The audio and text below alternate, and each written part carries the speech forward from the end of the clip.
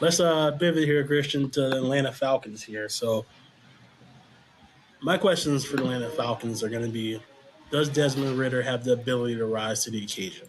You know, everybody thought that maybe they'd take a quarterback this past draft because Desmond Ritter didn't show much after he got put in there for Marcus Mariota. However, everybody in Atlanta is like hyping Desmond Ritter up, saying like he can be the man. Let's give him a chance. Let's give him a fair shot. And with everything they added in the draft, I think he might actually get a chance to show something. But it really will all just depends on what Arthur Smith wants to do with that offense. Because, as you know, they got Cordell Patterson running back. They have the one named Tyler Algier, the rookie last year who ran for 1,000 yards. And they have Kyle Pitts. So is Arthur Smith finally going to unleash Kyle Pitts and let him be a dominant top one tight end in the league here? Or is he going to let him be another glorified offensive tackle? It really just, the way their offense decides to run, are they going to unleash Desmond Ritter and let him cook, or are they going to continue with the run game? Because you know who they took in the first round.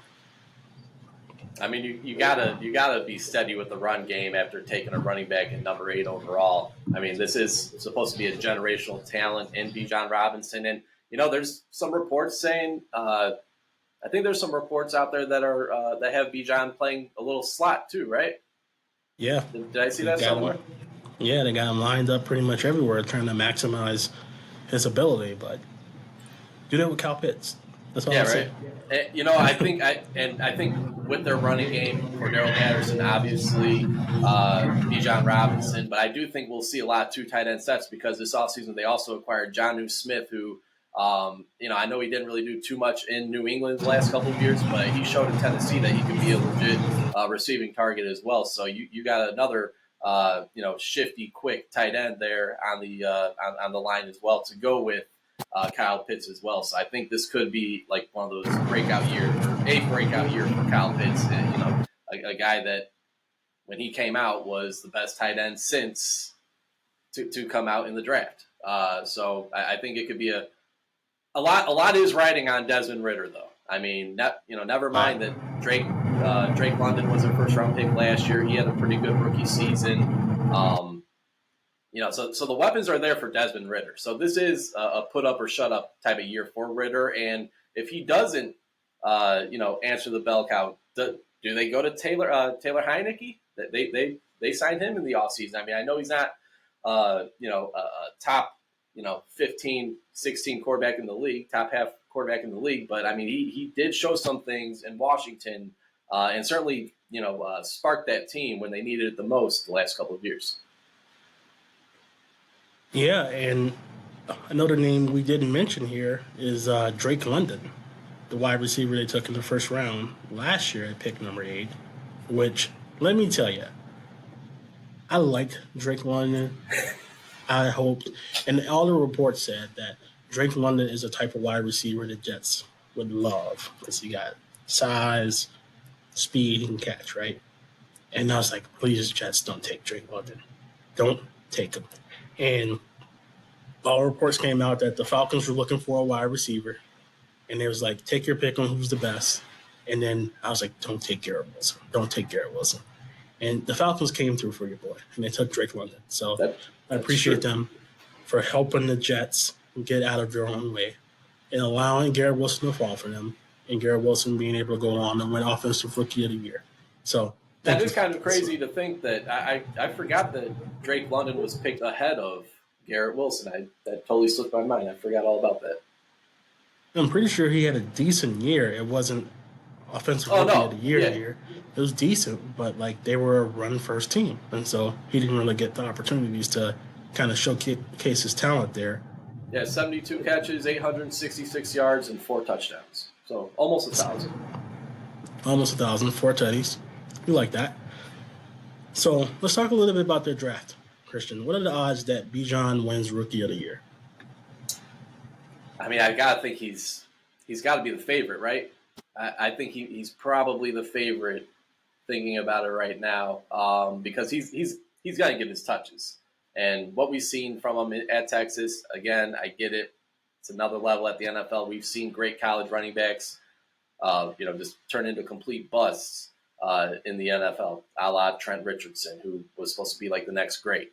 I don't think I think Bijan Robinson, what you see is what you get. He's going to bring the same level of intensity that he played with at Texas into the NFL, and it kind of excites me hearing that they're going to use them all over the place as well, not necessarily just in the backfield now. If that doesn't work out, throw it away, scrap it, because we know we know he's best in the backfield. So I gotta think he's the favorite to win Rookie of the Year next year. Again, I know it's the Falcons, and they've struggled the last couple of years, but just looking at their roster and going through it right now with you, that might be a sleeper team, especially in an NFC South in which we're not really sure what to expect. I mean, it looks like the Saints are going to be the favorite to win that division, but this could be an opportunity for, if Desmond Ridder proves to be the guy, he could certainly take the NFC South this year. I saw some crazy stat where the Falcons lost a ton of one-score games last year. So they were competitive. They were in it. They just didn't get the results from it. And Desmond Ridder has to take the next step, but they definitely got the talent around him. And you kind of just jogged my memory here and kind of had like a bad flashback.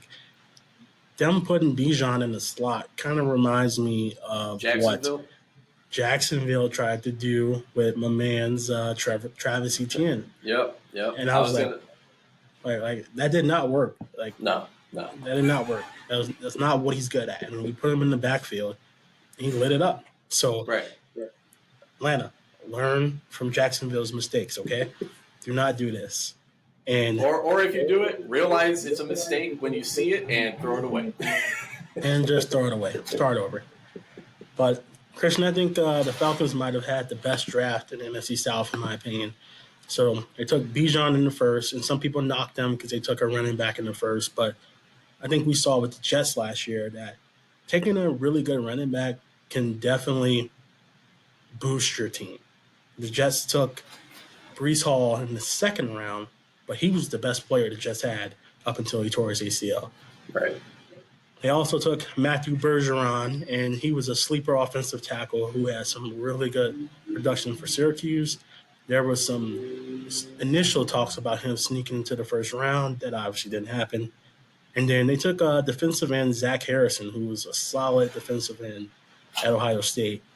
But I think he has some crazy expectations following up behind Joey Bosa and Nick Bosa. And people thought maybe he was going to take that next step, and it just never happened for him. And then finally, they took Clark Phillips, cornerback out of Utah. Phillips has crazy ball skills. He's an interception machine. But I think he's just undersized. He's probably like 5'9", 170 or something like that. So there's like he can't really play outside. He still has to put on a little weight. We get him in the slot. He might be able to do some damage for him. Utah has been churning out some defensive backs the last few years as well. I mean, Jalen Johnson of the Bears is first to come to mind. And then that same draft class, the Rams drafted someone in the second round. So, just Utah in general, that football team. I think they got a quarterback this year that's supposed to be, tops in the draft. So, just in general, the Utes have been churning out talent all over the place. I'm glad Dalton Kincaid got drafted because he lit USC up twice last year. Best player on the field, unblockable, really good talent, but he was always hurt.